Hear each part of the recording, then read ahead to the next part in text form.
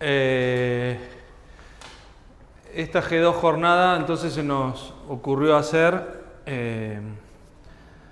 debido a la grata visita de 3 investigadores de Campinas que han venido a visitarnos por 15 días, gracias a un subsidio del Banco Santander de Brasil. ¿Está bien? Y bueno, así que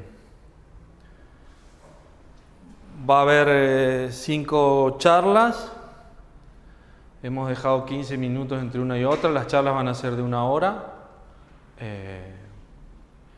Y bueno, la primera charla la voy a dar yo. Gracias por la invitación. Un gusto estar acá, siempre. Y va a ser sobre solitones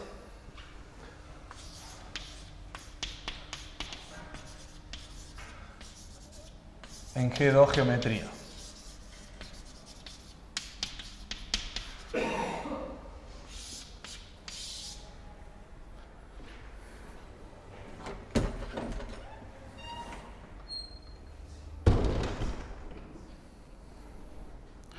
Bueno, entonces un poco empecemos con qué es G2, qué es la G2 geometría.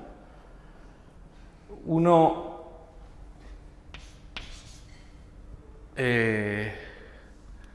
toma una variedad diferenciable, que en esta geometría sucede algo a la que no estamos muy acostumbrados aquí en Córdoba, pero siempre la dimensión va a ser 7. ¿Ok? Bueno, entonces una G2 estructura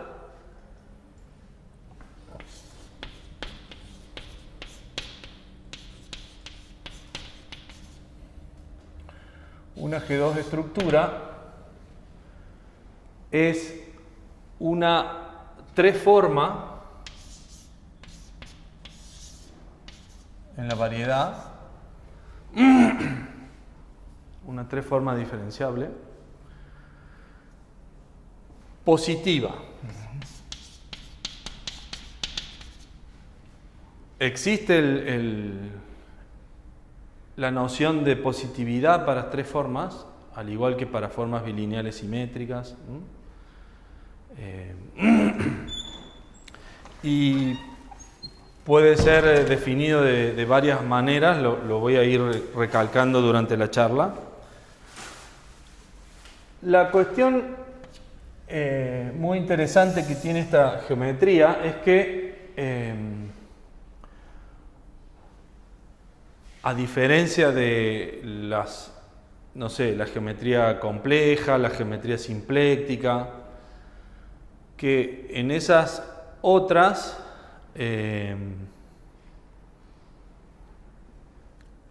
uno usa la métrica riemanniana como auxiliar, y dada una estructura compleja, por ejemplo, tiene todo un espacio inmenso de métricas hermitianas que puede poner, o dada una forma simpléctica de métricas compatibles para tener las estructuras Cauchy-Euler. Pero acá no, aquí la G2 estructura, que es solo eso, determina una métrica riemanniana.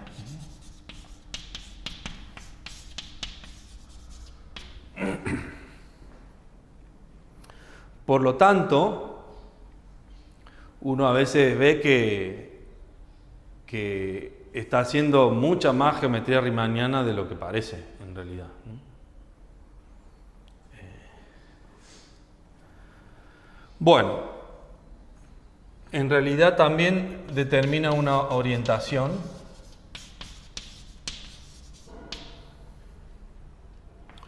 Y por lo tanto una forma de volumen, y la forma en que la determina es esta, o sea, a ver, esto no sirve.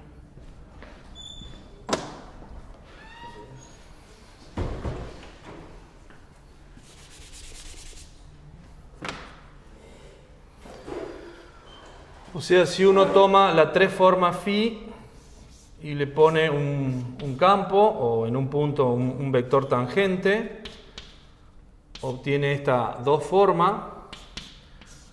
Con otro vector obtiene otra 2 forma. Y si hago wedge con la 3 forma, obtengo entonces una 7 forma.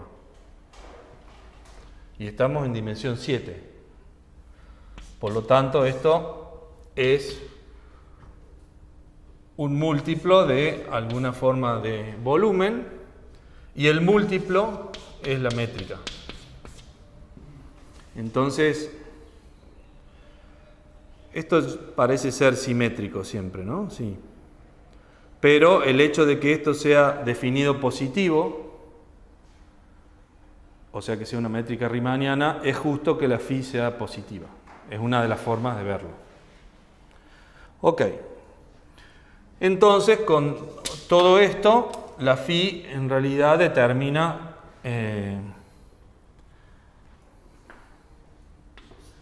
al tener una métrica riemanniana y una orientación, tengo este operador de Hodge para formas, que te mandarían acá una 3 forma en una 4 forma, una 2 forma en una 5 forma y al revés.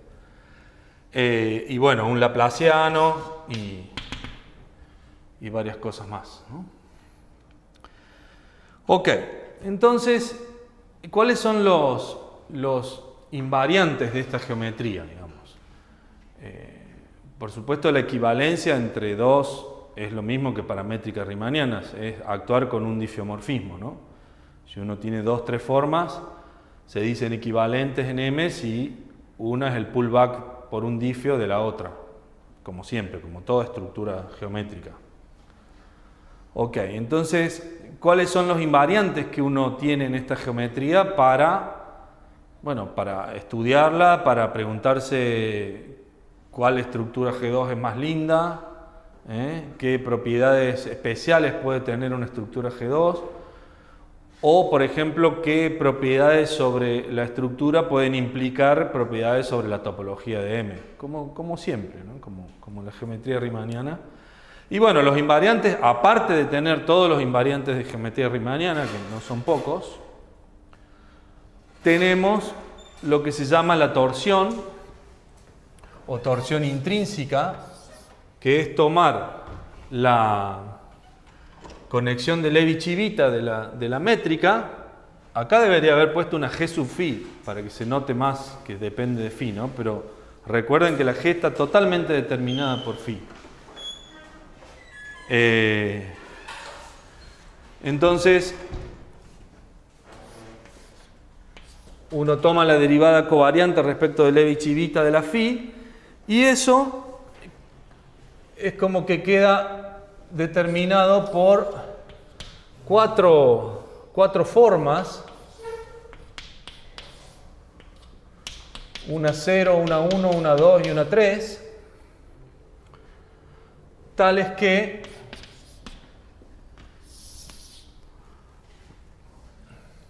bueno, D de phi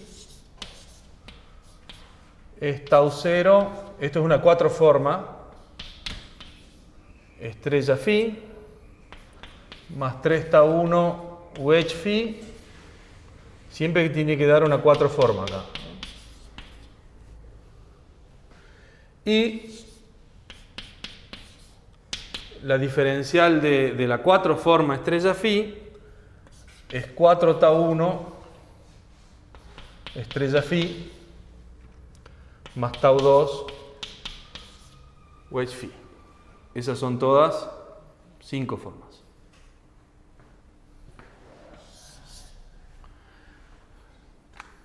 Bien, entonces esto se llama la torsión, estas se llaman las formas de torsión y son otros invariantes que uno tiene aparte de los riemannianos para estudiar estas estructuras. Igual, por supuesto que está todo relacionado entre sí. Por ejemplo, una condición que uno puede estudiar, como ejemplo, es que phi sea cerrada. que sería un poco cuando uno estudia geometría casi hermitiana, sería irse a lo almost scalar, ¿no? Sería ese el análogo. Lo cual, como verán, hace que solo tau 2 sobreviva, porque tienen que ser tau 0, tau 1 y tau 3, 0. Solo tau 2 sobrevive, la 2 forma. Así que en este caso uno se queda con los invariantes riemannianos y esta torsión, por ejemplo, ¿no? Pero está todo, como les decía, muy relacionado. Por ejemplo, el tensor de Ricci se puede escribir en términos de las dos formas. O sea, miren qué lindo. O sea, la G2 estructura determinó la métrica Ricci, pero el Ricci queda en términos de la torsión de la G2 estructura, ¿no? Ok, esta es una forma más o menos así.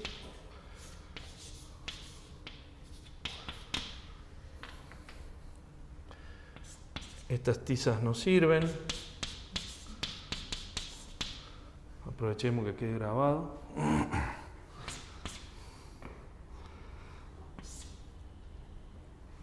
Este J es nada más un mapa canónico que hay que te lleva a tres formas con ciertas propiedades a dos tensores simétricos, ¿no? Como es Ricci. Pero ven que queda determinado por la Ricci por la torsión, y la curvatura escalar es mucho más simple. Por ejemplo, uno es siempre negativa en este caso, y es solo menos un cuarto de la norma al cuadrado de la torsión. ¿Ok? Bueno, otro ejemplo que uno puede estudiar, que es en realidad el más importante, más interesante, es la torsión cero, ¿no? Es la torsión cero, que esto es equivalente a que las dos, o sea, a que todas las formas de torsión sean cero, todas las tau i cero,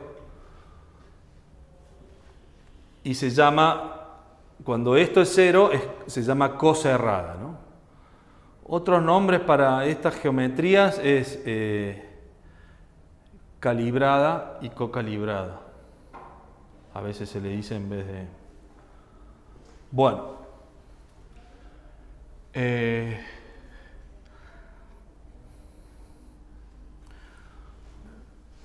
Bueno, y que en realidad esto también es sí, solo sí, cuando M es compacta, es sí, solo sí, la tres forma es armónica, ¿no? Si M es compacta.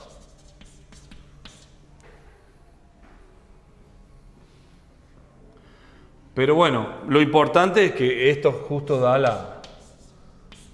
la excusa para estudiar estas estructuras, que es que la holonomía de la métrica riemanniana, cuando sucede esto, está contenida en G2.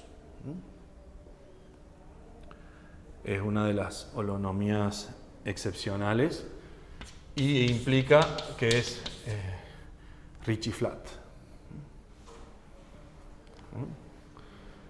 Y bueno, el principal problema en este campo es encontrar ejemplos y preguntarse sobre condiciones topológicas que pueda haber sobre M para la existencia de una estructura así. Ok, entonces, en el caso homogéneo, que es un poco el que nos interesa en esta charla, sabemos que Ricci flat implica flat.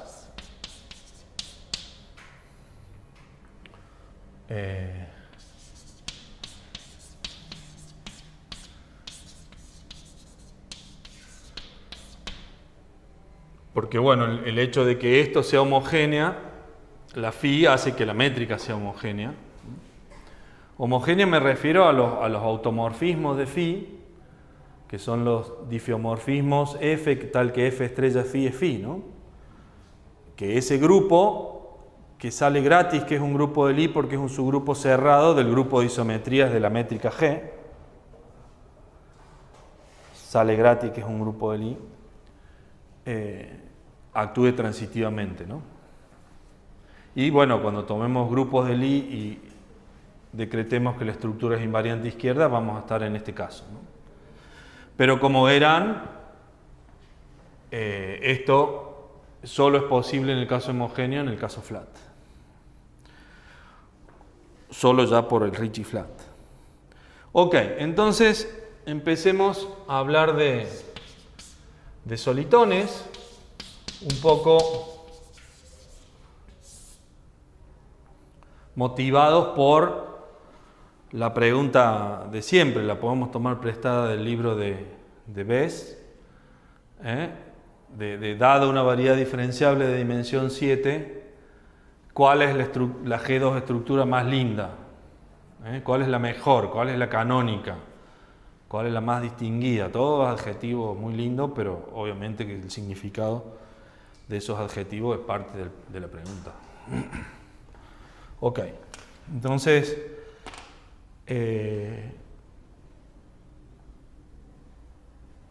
una forma de como justificar que una cierta estructura es linda podría ser desde el punto de vista de que genere soluciones especiales para flujos geométricos naturales. Pero veamos a ver a los solitones sin hablar todavía de evolución geométrica. ¿Qué son los solitones? O sea, es como que uno puede dar una visión bastante general. Por ejemplo, imagínense que acá está el espacio de todas las tres formas positivas, o sea, todas las G2 estructuras de la variedad de M. Acá tienen una de ellas, phi. Y bueno, como siempre en matemática, hay un grupo actuando que te dice toda esta órbita es tener la misma cosa. No son iguales, pero todas las en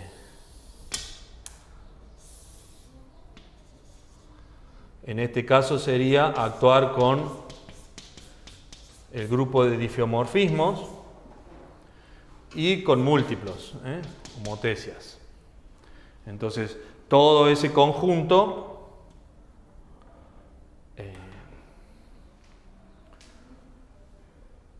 son estructuras equivalentes.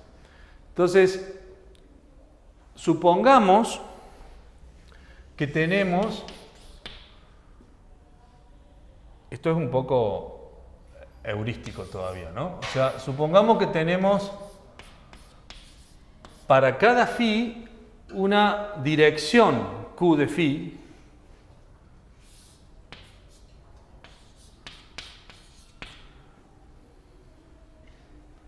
en el tangente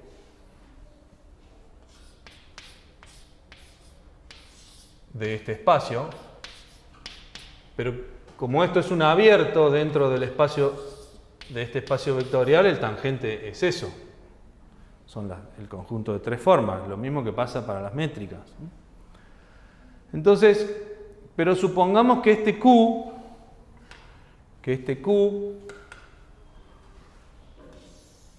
que sería esta aplicación, es para cada punto phi una dirección, que también hay muchas formas lindas de llamarla, pero una dirección de mejoramiento, una dirección óptima en algún sentido, ¿no?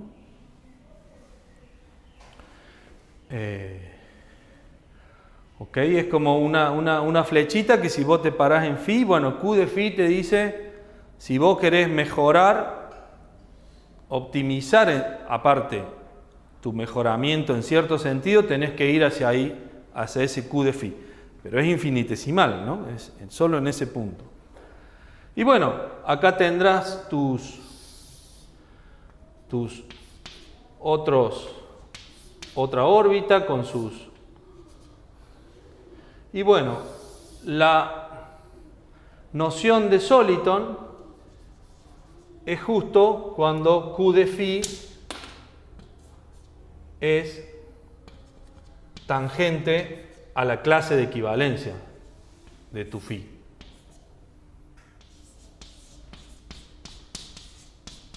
Solitons o solitones.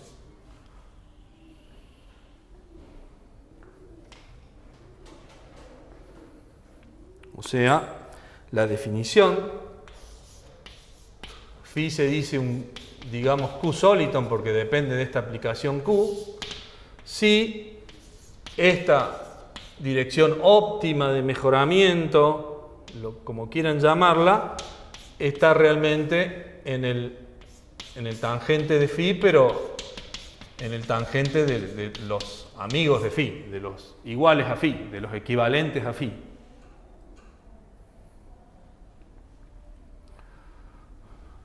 Lo cual es natural, ¿no?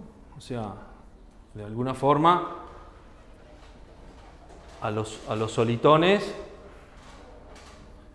imagínense que obviamente esto va a crear un sistema dinámico, ¿no?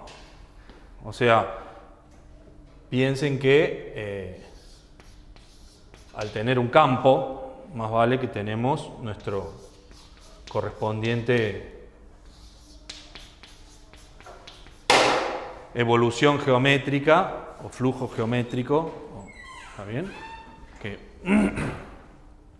Que sería justo un flujo, si esta Q es una dirección, como dije, es un flujo que te va a mejorar, vas a partir de una estructura y te la va a mejorar, que es la idea del Ricci flow,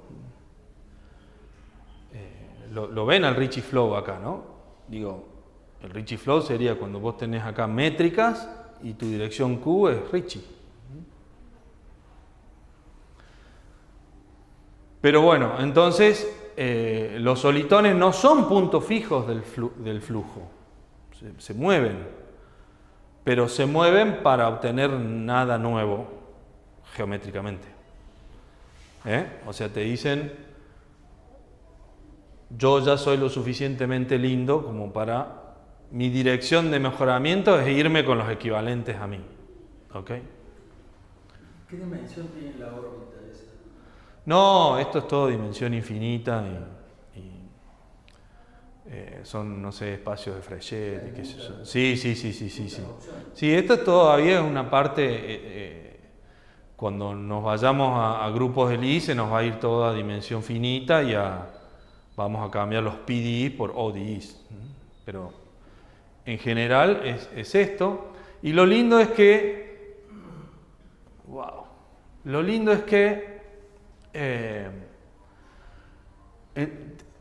como sabemos derivar esto, la derivada de una curvita acá es justo la derivada de Lie respecto del campo que define la curvita de difeomorfismos.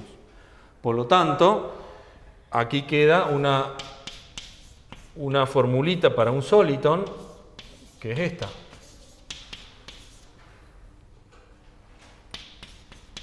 Para un CNR y un campo.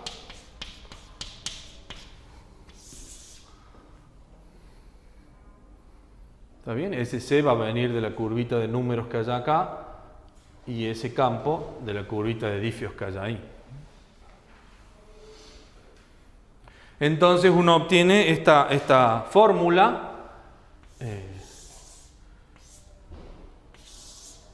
que si a uno no le gustan las evoluciones geométricas puede estudiar los solitons, que se llama de una forma estática, sin pensar en que en esta otra equivalencia, que es, claro, ¿qué pasa en los solitons? Y bueno, es que la solución se queda en la órbita.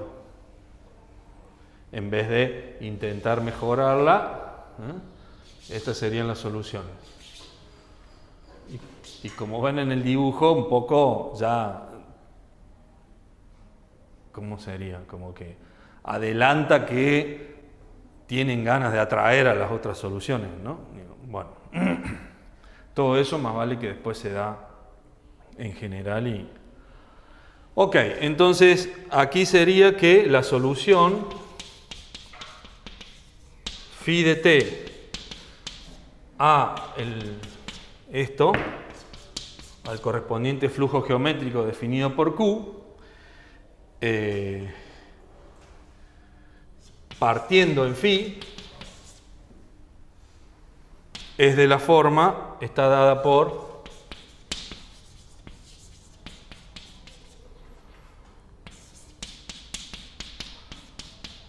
evolucionar dentro de la clase de equivalencia de phi. ¿Ok? Para algunos constantes C de t y difeomorfismos f de t. Obviamente, esta curva de difeomorfismo tiene mucho que ver con ese campo de ahí X, ¿no? Lo cual es llamada una solución autosimilar. ¿Ok? O sea, los solitons son los que generan soluciones autosimilares. O sea, no pueden ser mejorados por el flujo. En general es como que si uno está queriendo usar esta evolución para demostrar algo, para demostrar existencia, por ejemplo, usualmente como esto es óptimo, los puntos fijos, o sea, donde esto da 0, son las que vos querés, las especiales, ¿eh? En el Ricci flow serían las métricas de Einstein o Ricci flat, y acá, por ejemplo, ahora cuando pongamos como ejemplo, el primer ejemplo acá sería poner el laplaciano como dirección. Ese flujo lo definió Bryant en los, creo, 90. Es el más famoso en este tema por ahora. Y bueno, claro, como verán, los puntos fijos, que es cuando esto es 0, es justo lo que estás buscando, ¿no? Por acá estaba. Entonces digo, cuando uno está queriendo usar este sistema dinámico para demostrar algo, es como que los solitones, los que estudiamos solitones nos parecen muy bonitos, pero son malas noticias para el que, ¿no? Porque es como que en vez de encontrarte con lo que vos querés, te encontrás con esto, que es lindo, pero tampoco es no tiene holonomía G2, ¿no? Por ejemplo. Y depende de cada curva f de t en los dígitos, ¿no? La phi. O sea, usualmente si todo es más o menos decente, la solución es única. Dada phi, hay una única solución en corto tiempo. La phi de t es única y bueno. Y la f no es única, pero bueno, está generada por este campo X, si querés. Pero tampoco es único, porque si acá pones sumás campos de Killing, por ejemplo, serían... Sí, claro. Pero... sí. Bueno, por ejemplo, entonces tenemos el laplaciano, después uno puede hacer todo lo mismo para la 4 forma esta, ¿no es cierto? En vez de para la 3. Y está este que se llama el laplaciano modificado, es algo así, más 2d de... esta es una constante positiva que se puede mover, así que esta es como una familia de flujos. Esta es la traza de la torsión.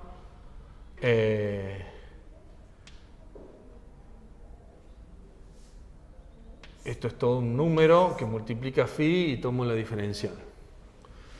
Este flujo es para las cocerradas, porque hay un problema con aplicar el flujo para las cocerradas, de que todavía no se sabe si existencia de solución en corto tiempo, porque el flujo no es parabólico y los trucos no andan. Pero introducido por Grigorian, sí anda. Y después uno, por supuesto, lo más lindo para tomar como direcciones son gradientes de funcionales que querés minimizar o maximizar, ¿no? ¿Está bien? Entonces, por ejemplo, acá podés tomar menos el gradiente. Digo, si querés ir a esto, entonces podés tomar la funcional que te mide cuán lejos estás de eso, que sería, cuando M es compacta, podés tomar así.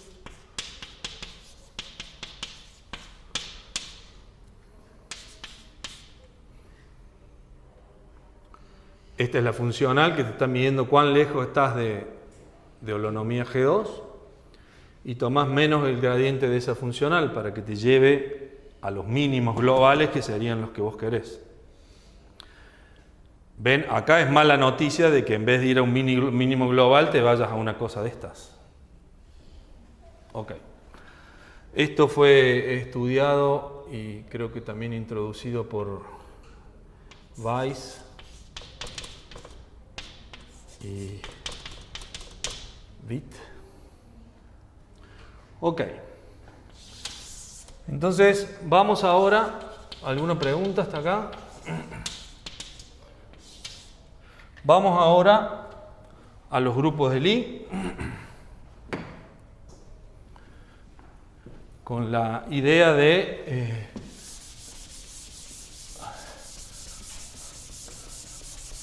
tomar todo invariante izquierda, y entonces eso nos permite trabajar a nivel de álgebra de Lie y bueno, intentar aportar ejemplos, contraejemplos a conjeturas, soluciones explícitas, solitones explícitos, aportar a la teoría general. Especialmente en esta geometría es muy difícil conseguir ejemplos de situaciones o de comportamientos, así que los grupos de Lie están siendo bastante útiles. Entonces, el setting acá sería tomar un grupo de Lie, tomar su álgebra de Lie y tomar una G2 estructura invariante a izquierda. O sea que las transformaciones a izquierda la preserven. La pasean las transformaciones a izquierda desde la identidad, si quieren, a todos los otros puntos. Por lo tanto, la phi la puedo tomar como una tres forma solo en el álgebra de Lie, positiva, lo cual me va a generar un producto interno, y que acá les podría dar como ejemplo para que vean qué pinta tiene una de estas. La escribo. O sea, tomen una base E1, E7 del álgebra de Lie y bueno, una phi posible, que es positiva, es la siguiente.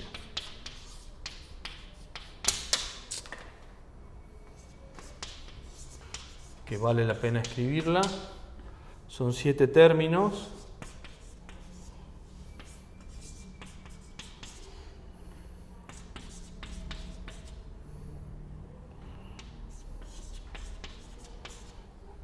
Cuando digo E1, 2, 7 significa arriba es la base dual y esto es wedge, E1, E2, E7. Bueno, esta es una tres forma positiva que justo esto es un 3. 2, 4, 5. Ok.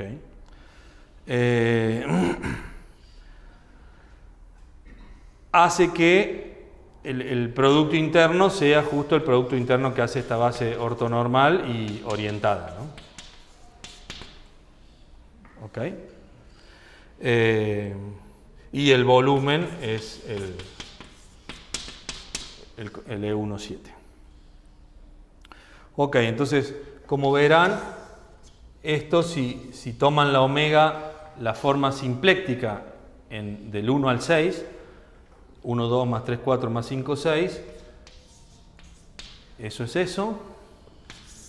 Y acá está esta tres forma que le llamamos ρ más, y que lo que sucede siempre acá en G2, que si uno se restringe a una hipersuperficie, lo que obtiene es este par omega ρ más, que es lo que se llama una SU3 estructura, ¿no? Bueno, entonces, dado esta dirección, la voy a mantener, no voy a tomar uno de los ejemplos, sino que nos mantengamos en general con esta dirección Q, para poder pensar en todos los flujos a la vez, ¿no? Dada entonces el Q, que es el que determina los sólitos, el flujo y demás, ¿qué tenemos? Bueno, el Q va a ser una tres forma, ¿no? Una tres forma. Aquí lo que me va a generar entonces es un ODI, todo de dimensión finita.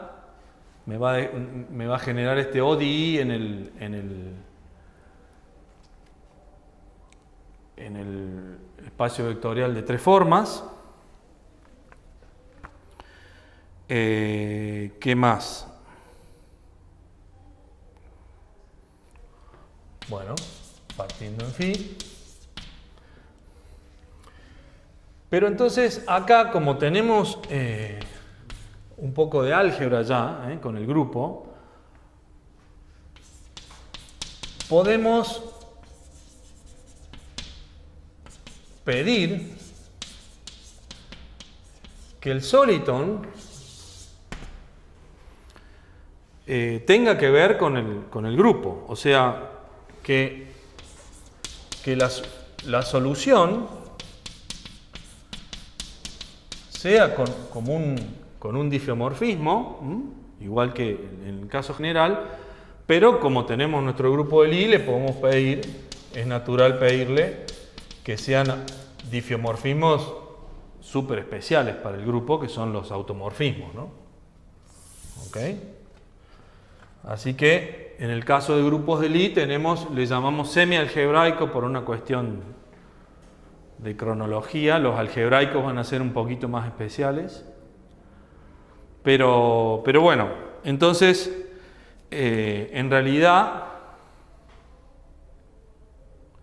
claro, que la solución esté dada por eso, ¿no? Por automorfismos. Y la equivalencia correspondiente a esta fórmula estática está dada por, es lo mismo, solo que aquí el campo que hay que poner es también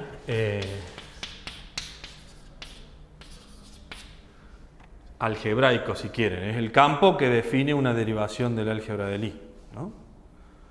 La derivada de E a la TD se llaman campos lineales, ¿no? Fíjense, no son campos invariantes de izquierda, ¿no? Porque, por ejemplo, en la identidad valen 0.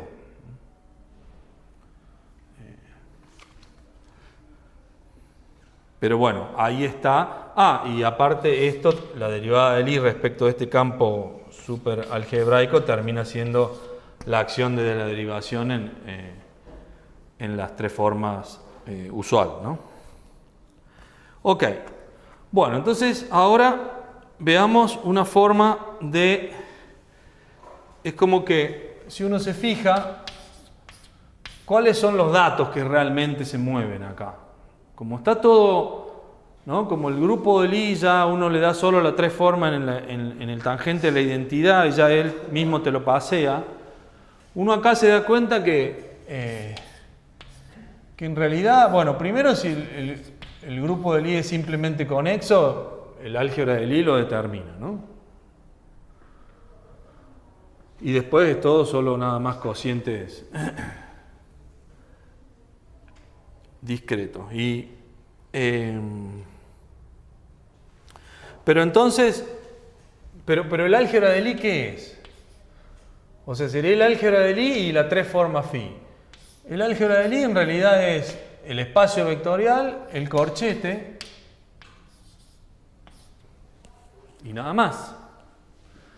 Pero el espacio vectorial de dimensión 7 no lo podemos tomar como algo que se mueva, ¿no? Un dato. Por lo tanto, los únicos datos son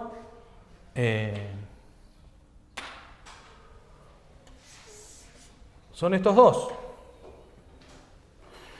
Entonces, esto nos motiva a, decimos, bueno, en vez de fijar el grupo de Lie y mover todas las tres formas positivas para estudiar la G2 geometría aquí, podríamos mover los corchetes y fijar la phi. ¿Ok? Tiene sus pros y sus contras. Un pro, que es mucho mejor incluso que en geometría riemanniana, es que toda esta álgebra lineal complicada queda fija. Queda fija la base, queda fija... ¿Se imaginan que cambiar la base para estas tres formas puede ser fastidioso, ¿no? Bueno, queda todo fijo, el álgebra lineal, y lo que hacemos es mover el corchete. Entonces, lo que tomamos es lo que se llama la variedad de álgebras de Lie, muy estudiada aquí en Córdoba. Bueno, tal que Jacobi se cumple, ¿no? Le llamemos mu de ahora en más a los corchetes. Acá tienen las formas bilineales antisimétricas de G por G en G, que cumplen Jacobi, por lo tanto es un subconjunto algebraico de este espacio vectorial, donde está actuando GL7, llamémosle, y esa acción es la que te da cuando dos corchetes son isomorfos o no. Las órbitas de esa acción son las clases de isomorfismo del álgebra de Lie. Entonces, lo importante es que fijamos toda el álgebra lineal, que sería fijar phi, por lo tanto queda fijo el producto interno, queda fijo todo. Y bueno, ¿qué ocurre cuando yo tomo un H en GL7 con esa acción?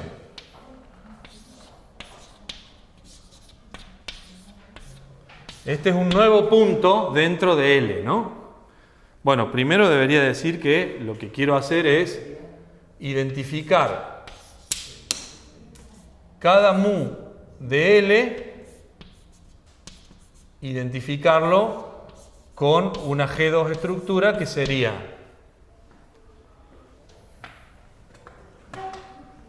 o sea, cada punto de la variedad de álgebras de Lie queda identificado con una G2 estructura que sería el grupo de Lie simplemente conexo con álgebra de Lie mu y la phi fija de siempre. Entonces me interesa saber qué pasa cuando yo actúo con este GL7, que de este lado me va a dar todas las álgebras de Lie isomorfas a mu. Bueno, lo que sucede es que si yo voy con h a la menos 1 aquí, esto va a ser un isomorfismo a G mu, y si actúo también en phi, lo que me va a definir esto es la equivalencia, digamos, crucial de todo este approach. Es una equivalencia porque el h a la menos 1 va a definir un isomorfismo entre los grupos de Lie que llevan la estructura en la estructura y por lo tanto va a ser una equivalencia, digamos, entre G2 estructuras. Pero entonces acá me doy cuenta que, porque de este lado me mueve todas las G2 estructuras. Porque, en un espacio vectorial de dimensión 7 hay solo una órbita GL7 de tres formas positivas, que es abierta. Acá obtengo todas las G2 estructuras que puedo poner en el grupo de Lie, entonces eso se corresponde con tener, si fijo phi, con la clase de isomorfismo, ¿no? O sea, esto implica que la órbita de mu serían todas las G2 estructuras en el grupo G mu. todo L serían todas las G2 estructuras en todos los grupos del I.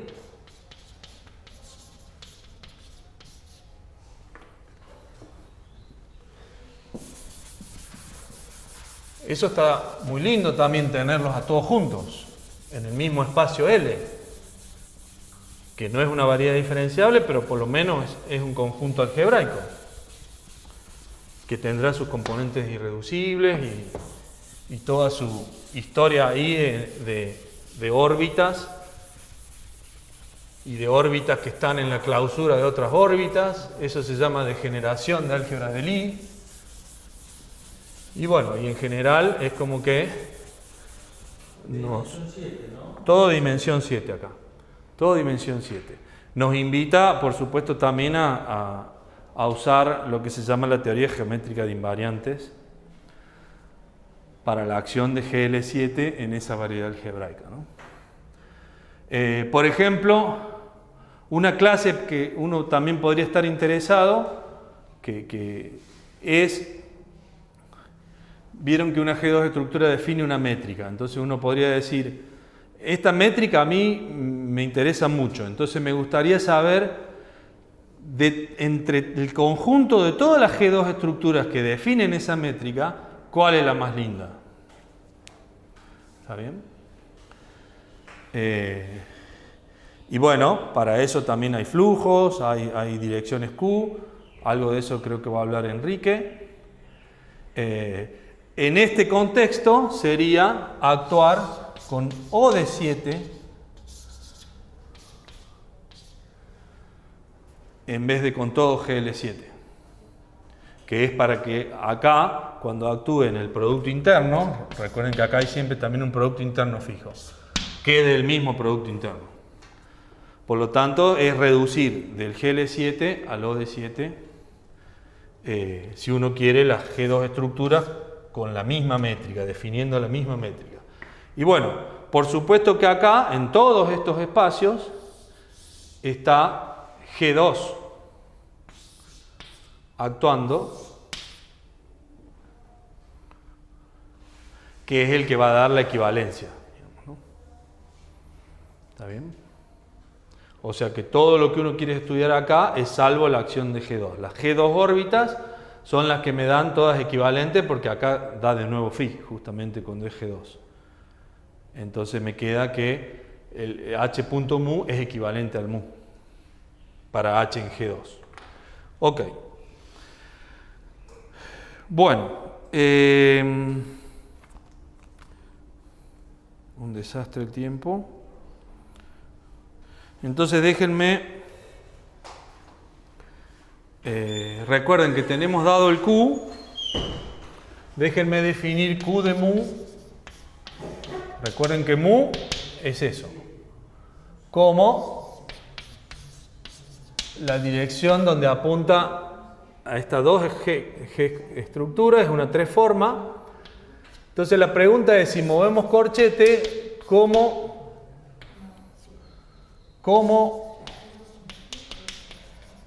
se traduce la evolución geométrica en una evolución de corchetes y cómo se traduce la condición de Soliton, ¿no? Desde este punto de vista? Entonces, lo que ocurre es que si uno a GL7 lo puede descomponer como G2 más un complemento que se puede escribir así.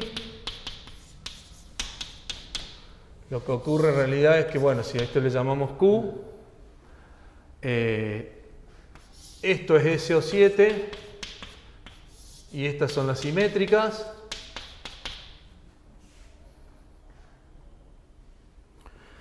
Pero entonces, lo que pasa para todo mu en L es que existe un único Q sub mu en Q, tal que Q sub mu punto phi es igual a Q de mu.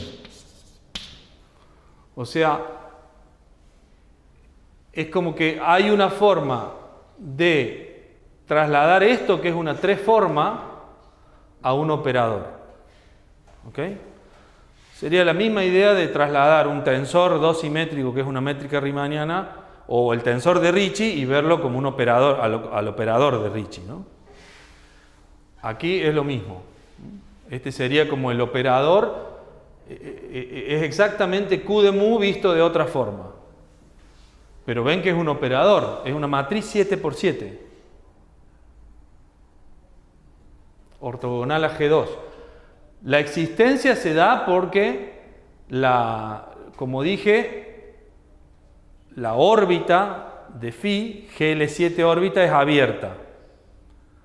Por lo tanto, con esta acción con GL7 yo obtengo todas las tres formas. ¿Está bien? Porque esta es la derivada de esa acción. Y la unicidad se da porque lo estoy tomando en Q, porque todos estos son justo los que actúan como cero. Ok. Entonces, este es el Q sub mu que va a ayudarme a ver, lo podemos poner como teorema, no sé. Entonces, hagamos que empezamos, partimos los flujos y todo, o cuando hablemos de si es sólido o no, vamos a estar hablando de esta G mu, Φ. ¿Ok? Es este punto mu. A ver. Lo primero que sucede es que el flujo, si yo largo el flujo, hago evolucionar Φ, obtengo una Φ de t, ¿no es cierto? Que soluciona esto, partiendo en Φ. Es equivalente al sistema dinámico, pero ya ahora en el espacio de corchetes, dado por este Q, a lo cual llamamos flujo de corchetes o bracket flow.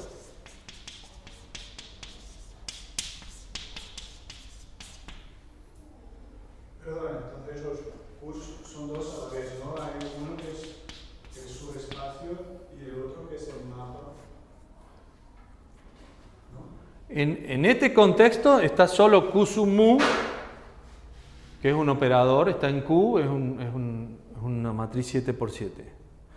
Pero es el Q mu de t, o sea, está dentro de la ecuación, ¿no? Claro, perdón, pero digo en la línea de abajo, Q sub mu de Φ es igual a Q de mu, que ahora es un objeto en el espacio de corchetes también.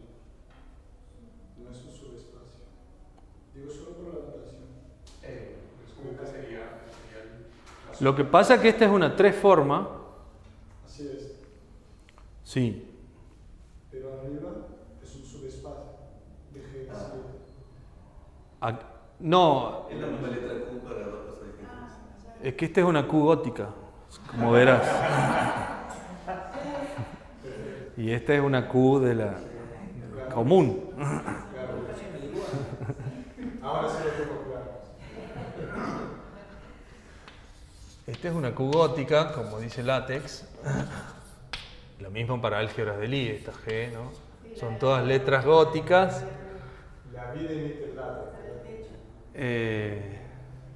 Y todas las otras Q son comunes. Esta también es gótica, como verás. Ok.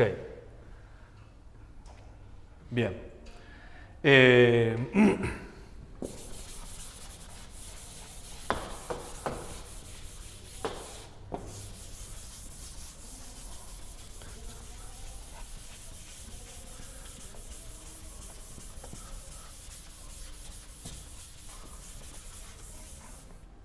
Ok. Entonces, primero, la evolución, la ecuación es equivalente a esta ecuación en varios sentidos, pero por ejemplo en el sentido de que si acá sabemos que la solución tiene esta pinta para un h de t en GL7, ¿verdad? Porque no tiene dónde irse. Así son todas las G2 estructuras. Bueno, justo este es el HDT con el que hay que actuar en el corchete de partida mu para obtener la solución. O sea, es el mismo H. O sea, son súper equivalentes, tienen todo lo mismo. El mismo rango de existencia para el tiempo. Bueno, entonces, otras cosas que conocemos son qué pasa con los solitons, ¿no? O sea, esto es un solitón semi-algebraico. Si y solo si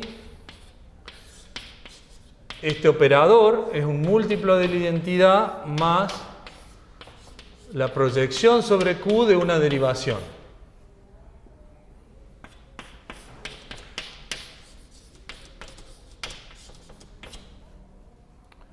Es una ecuación muy linda. Toman una derivación que es una matriz 7×7 y tiene sus componentes en G2 y en Q. Recuerden que el Q sub mu está acá, por eso tengo que proyectar. Pero bueno, esta forma de escribir a los solitons es digamos, muy linda. Como que de un lado uno tiene toda la geometría puesta de la dirección esa donde quiere ir, y del otro lado tiene el álgebra del álgebra de Lie, ¿no? Y lo más importante de la ecuación es el igual. Ok. Y la evolución de mu de t para un soliton es muy interesante, es acá a nivel de corchetes, porque está dada. Uno toma ahora la proyección sobre G2 de la D.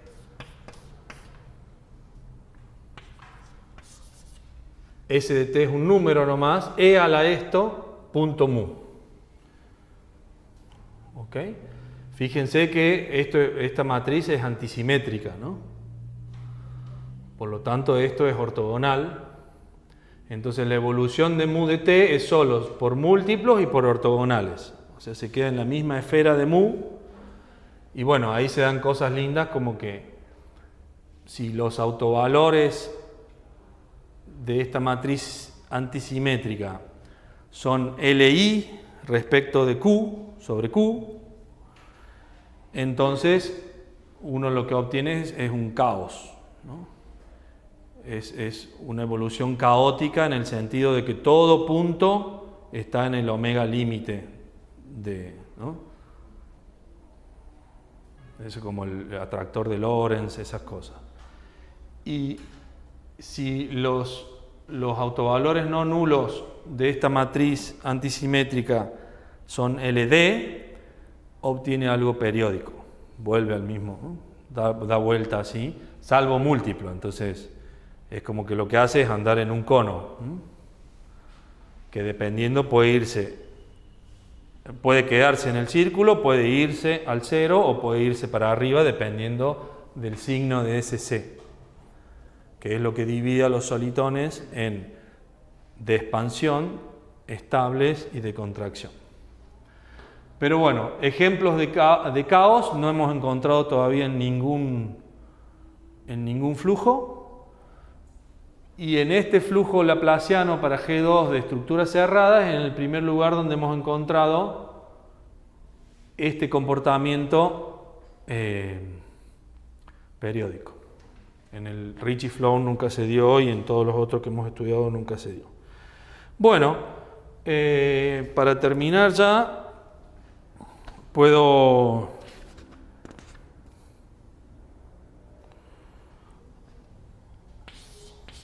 hablar de estos, no hablar, sino solo decir lo que es un soliton algebraico, que son como los más lindos. La definición sería que Q mu es C por la identidad más D directamente, ¿no? O sea, es cuando la D esa que pongo en el semi-algebraico ya está no hace falta proyectarla. Ya está en Q. ¿Ok? O sea, es tan linda que no hace falta proyectarla, queda ella misma. Entonces ven que esta ecuación es todavía más linda porque tenés la derivación pura ahí. Pero bueno, la evolución de los soliton algebraicos es más linda todavía porque esto no está, porque eso es 0. O sea, la evolución es solo en línea recta, puede ser para allá o para allá. O sea, si quieren,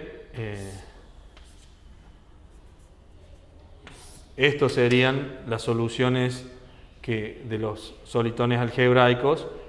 Y bueno, como ustedes, ¿no? Las soluciones es un ODI, ¿no? Son usualmente los atractores de las otras soluciones, pero son los puntos fijos realmente, ¿no? O sea, salvo un múltiplo, se mueven solo por una recta. O sea, los solitones algebraicos son realmente los puntos fijos del bracket flow.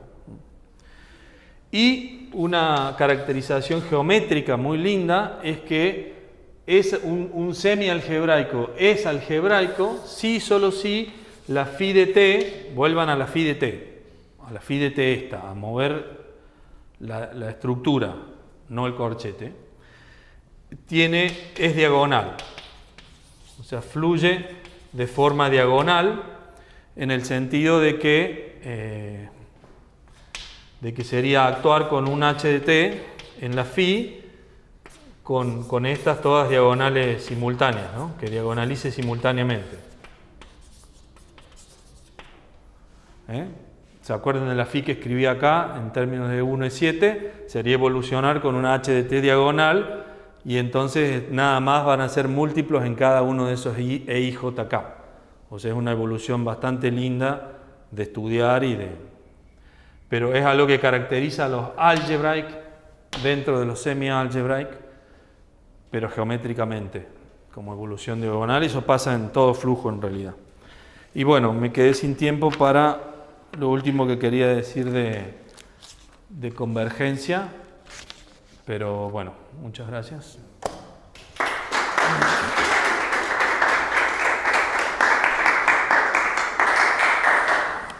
¿Alguna pregunta? Por supuesto, toda la construcción es para phi homogéneo. Por eso se puede buscar la phi, de hecho, solo en el algebra de Lie, ¿no? Sí. Bueno, pero en un grupo de Lie también se tiene, por ejemplo, una distancia geodésica. Así que uno podría imaginar una versión, supongo yo, no sé. En un grupo de Lie se tiene una distancia geodésica desde el origen, desde la identidad. Tiene una métrica. Bueno, pero un grupo de Lie no viene con una métrica, pueden ser varias métricas. No viene con una métrica canónica un grupo de Lie, ¿no? Claro, pero por ejemplo, si uno tuviera una G2 estructura en la identidad y con esta métrica decreta que es la métrica invariante. Sí. Bueno, ¿no? Si el grupo, supongamos que el grupo de Lie es así de simple. Sí. Supongamos que el grupo de Lie tiene una métrica. Bueno. Entonces uno tendría una distancia que sea la métrica compatible con una de las estructuras. Lo que pregunto es si uno podría considerar una componente radial, o sea, en lugar de considerar que dos estructuras totalmente homogéneas, añadir un grado de libertad más y considerar, por ejemplo, cosas con simetría radial. Sí, de homogeneidad 1. Así es. Entonces sí. Eso le daría una familia en los que se mapearía de vuelta en la álgebra de Lie, pero ahora como una familia, un parámetro. Sí, eso se ha hecho. Sí. Ah, eso está hecho. Bueno, siempre llevo con retraso.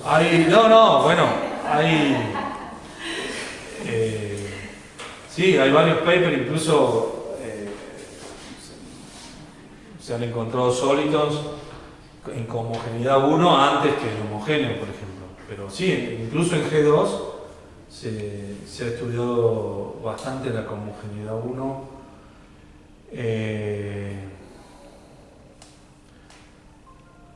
Andrew